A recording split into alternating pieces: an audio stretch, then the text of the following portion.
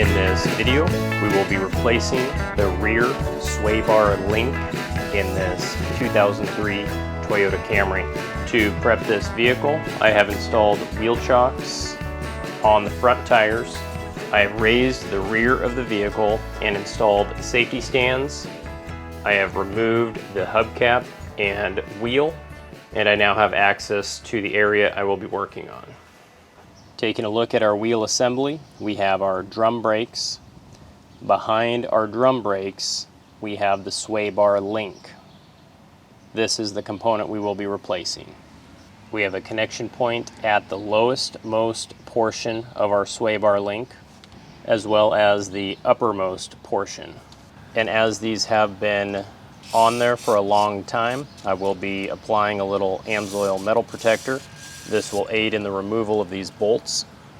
I'll install a vice grip on the back side of this to hold it in place. And we'll see if we can break that free with a 14mm socket.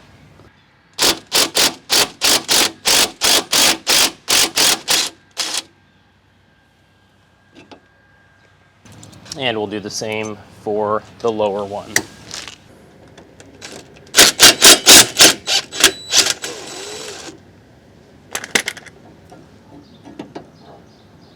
And I always like to compare my new part with my old part to make sure that they are the same.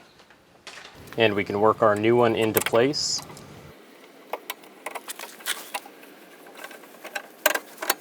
And start the nuts. And when I go to tighten this, there is a 15mm wrench that will help me hold it and keep it from spinning. And I can first snug each of these bolts down. And then each of these nuts need to be torqued to 29 inch-pounds. And at this point, the replacement of our sway bar links is complete. And we can put the wheel back on.